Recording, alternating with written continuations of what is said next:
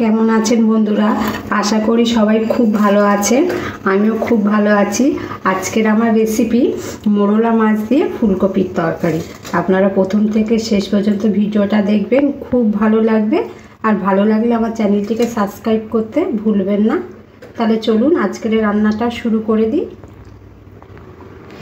আজকের একটু বাজারে গেছিলাম, বাজারে গিয়ে দিলাম এরকম টাটকা টাটকা মোরলা মাছ বিক্রি হচ্ছে, তাই আমি একটু মোরলা মাছ নিয়ে এসেছি। নিয়ে ভালো করে কেটে ধুয়ে পরিষ্কার করে নিয়েছি। এবার এখানে একটু নুন আর হলুদ দিয়ে মাখিয়ে নেব। অল্প করে হলুদ দিয়ে দিলাম, দিয়ে ভালোভাবে মাছের গায়ে মাখিয়ে নেব।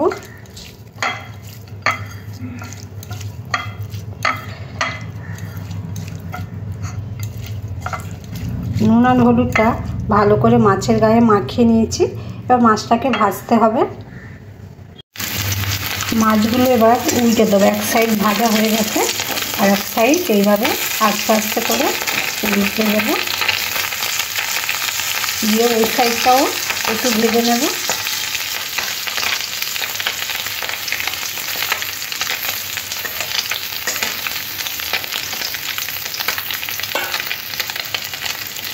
মাছগুলো দেখুন এইভাবে ভেজে নিয়েছি।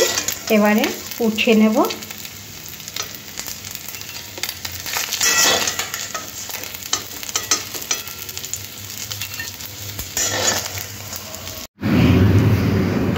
এই মাছ ভাজা তেলের মধ্যে আর একটু তেল দিয়ে দেব। দিয়ে তেলের মধ্যে এই ফুলকপি আর আলুটা ভেজে দেব। এখানে একটা ফুলকপির হাফ দিয়েছি, দুজন মানুষ খাবো তো, এই জন্য অল্প করেই দিলাম। মোরলা মাছটাও অল্প করে নিলাম।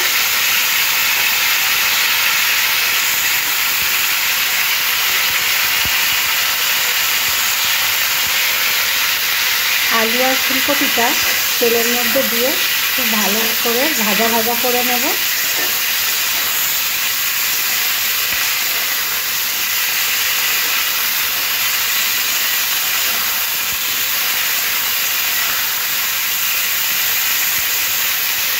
ফুলকপি আর আলুটা একটু লাল লাল করে ভাজা হয়ে গেছে। এর মধ্যে এবার দিয়ে দেব কেটে রাখা পেঁয়াজ। পেঁয়াজটাও ফুলকপির সাথে একটু ভেজে নিতে হবে।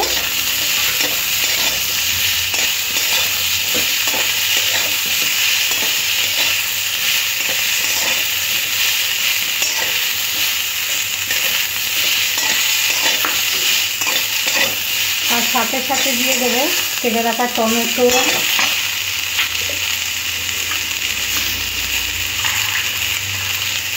তার সাথে দিয়ে দেবো মটরশুঁটি। সব কিছু দিয়ে একটা খুব সুন্দর একটা তরকারি বানিয়ে নেব।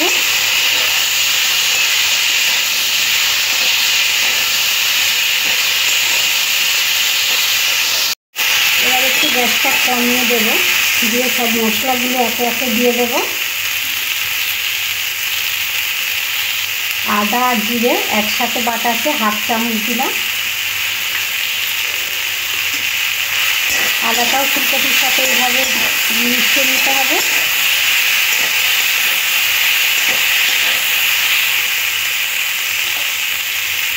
এরপরে দিয়ে দেব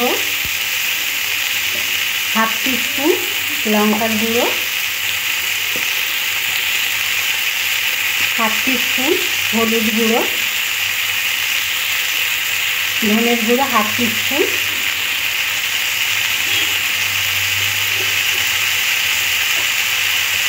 এবার একটু জল দিয়ে মশলাটাকে সবজির সাথে খুব ভালো করে কষে নেব।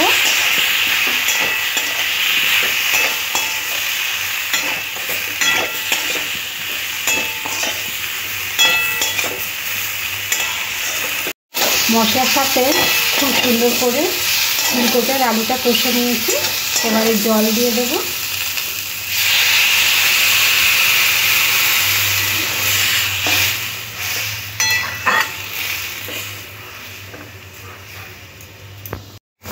আন্দাজ মতো নুনটাও দিয়ে দিলাম। তার সাথে সাথে অল্প একটু চিনি দিয়ে দিলাম। গ্যাসটা কমিয়ে দেবো, দিয়ে ঢাকা দিয়ে দেব।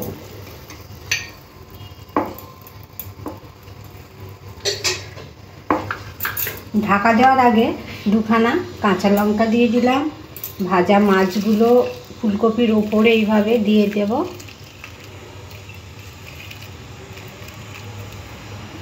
দিয়ে 15 থেকে 20 মিনিট ঢাকা দিয়ে খুব ভালো করে রান্না করে নেব।